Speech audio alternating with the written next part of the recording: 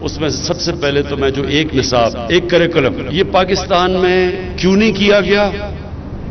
دیکھیں، جب انگریز کا جو ہم نے نظام انہیرٹ کیا وہ کیا تھا؟ وہ تھوڑے سے لوگوں کو انگلش میڈیم ایجوکیشن تھی، جس طرح ہم ایچ کالج میں جاتے تھے اور پھر لارنس کالج، اور تھوڑے سے انگلش میڈیم کے اسکول تھے. لیکن یہ انگریز نے بنائے کیوں تھے؟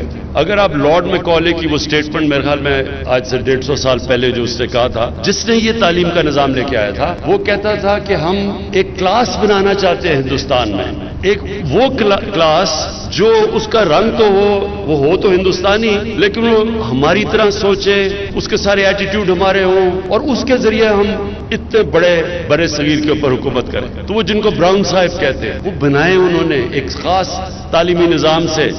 ہم جب ایچ ایس این کالج سے نکلے، جب میں انگلینڈ گیا ایچ ایس این کالج کے بعد، تو مجھے ایسے لگا کہ مجھے ایک انگلش پبلک اسکول بوائے بنایا گیا ہے، پاکستانی نہیں بنایا گیا. میرے اپنے کلچر سے بھی دور کیا گیا اس تعلیم کے نظام نے، میرے دین سے بھی دور کیا گیا. اور یہ صرف یہاں ہی نہیں تھا، جدھر انگریز نے حکومت کی، سنگاپور کے اندر انہوں نے چائنیز بھی میڈیم اور انگلش میڈیم کر دیا. جدھر بھی وہ گئے انہوں نے ایک انگلش میڈیم چھوٹی سی کلاس کے لیے، باقی دوسروں کے لیے، عوام کے لیے. اب اصولاً تو جب ہم آزاد ہوئے تھے تو ہمیں سب سے پہلے اپنا تعلیم کا نظام ٹھیک کرنا چاہیے تھا. ہمیں ایک سنتھسائز، ایک سلیبس لانا چاہیے تھا، ایک ہی کریکولم، تاکہ ایک قوم بنتی.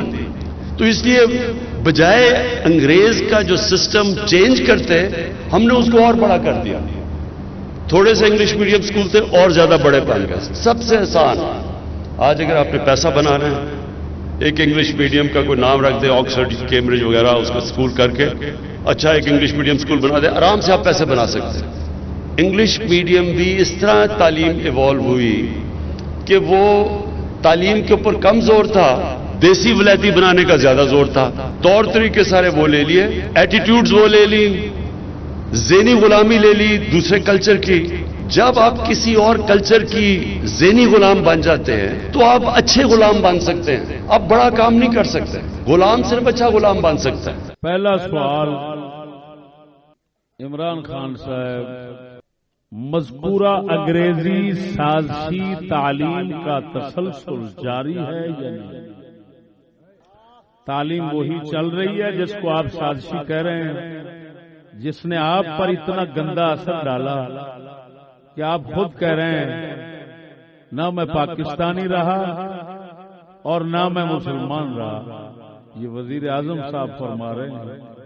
تو ہم یہ پوچھتے ہیں کہ وہی جو تعلیم سازشی آپ بتا رہے ہیں کہ اتنا گہری سازشی تعلیم کہ نہ پاکستانی چھوڑتی ہے اور نہ مسلمان چھوڑتی ہے، ہم پوچھتے ہیں اس تعلیم کا تسلسل جاری ہے یا نہیں؟ وہ تسلیم چل رہی ہے، وہ تعلیم چل رہی ہے یا نہیں؟ اگر جاری ہے تو اس کو ان مسلمانوں میں سرکاری ذرائع سے داخل کرنے سے کیا غرض ہے جو کسی صورت میں اسلام اور ملک دشمنی کو قبول کرنا گوارا نہیں کر سکتے؟ اور اگر جاری نہیں تو اس سازشی تعلیم کو ہم مسلمانوں میں متعارف کرایا جائے تاکہ دونوں میں فرق اور امتیاز پر غور کیا جائے. خلاصہ مسلمانوں سمجھاتا ہوں کہ اے وزیر اعظم صاحب، آپ نے تو برملا بتا دیا کہ سکول کالج کی تعلیم سازشی تعلیم ہے.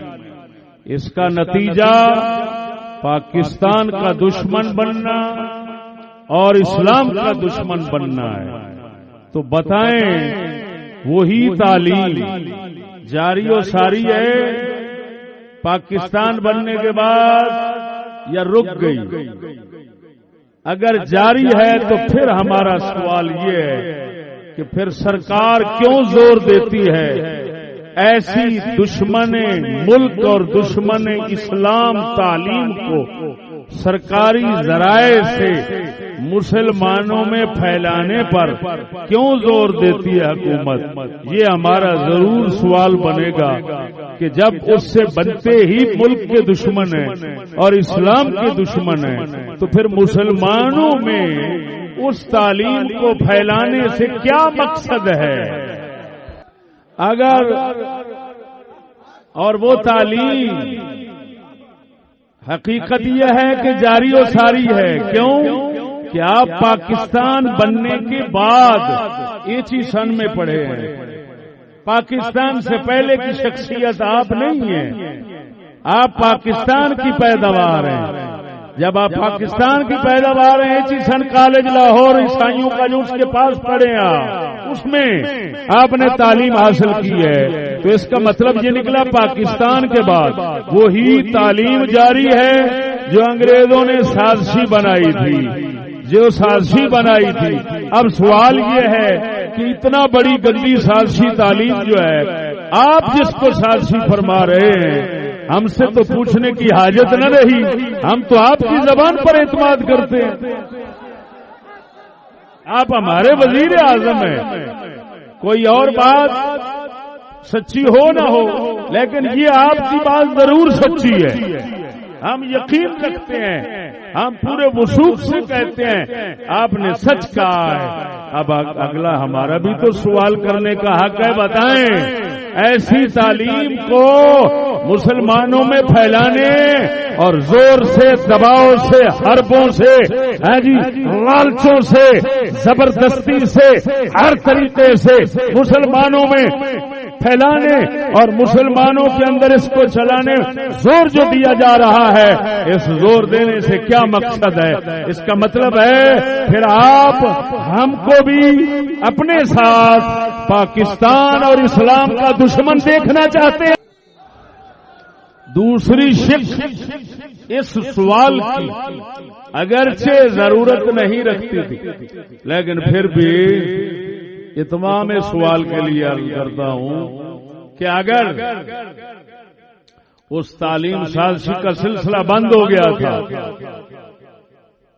تو پھر یعنی وہ جاری ساری نہیں ہے، وہ سلسلہ رک گیا پاکستان بننے کے بعد، اگرچہ حقیقت کے خلاف ہے، لیکن اگر بالفرض مان لیں تو پھر کم از کم اتنا مہربانی تو کریں نا، ہم تائیں وہ تعلیم سازشی انگریز کی متعارف تو کرائیں، ہمیں بتائے تو صحیح کہ وہ سازشی تعلیم وہ تھی،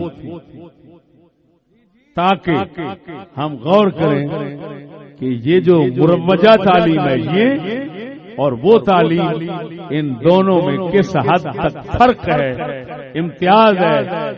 اگر ہمیں ان میں فرق امتیاز معلوم ہو گیا، آپ نے ثابت کر دیا کہ دونوں تعلیموں میں ضرور فرق ہے، تو پھر ہم بسم اللہ اس تعلیم کو اپنانا اپنا فرض سمجھیں گے، کیونکہ جس کو ہم صحیح سمجھتے ہیں، جس کو ہم اسلام اور اسلام کے مطابق سمجھتے ہیں، وہ تو ممکن ہی نہیں ہے کہ ہم اس کو قبول نہ کریں، اس کو اپنائیں نہیں، اس کو پھیلائیں نہیں۔ ہم کوئی لالچی لوگ تھوڑے ہیں، ہم کوئی تنخواہ کے چکر میں تھوڑے آتے ہیں، ہم تو اللہ تعالیٰ کے فضل سے اللہ کے رسول کی رضامندی کے لیے یہ کام کرتے ہیں، لہذا اللہ رسول کی رضا کے لیے ہمیں جو کچھ بھی کرنا پڑا سب کچھ کریں گے، اور اس تعلیم کو اپنے بچوں میں، اپنے دوستوں میں، اپنے حلقے میں عام کریں گے۔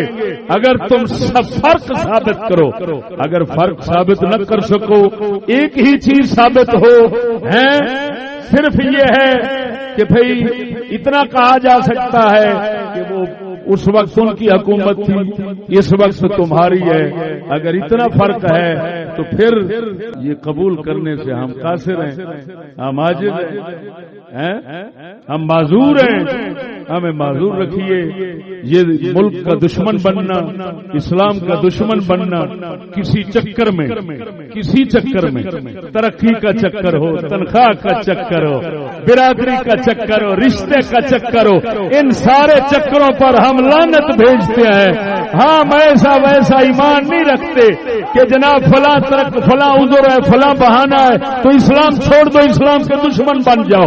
ہم تو آخری محبوب چیز اپنی دین اور عزت کے بعد جان سمجھتے ہیں.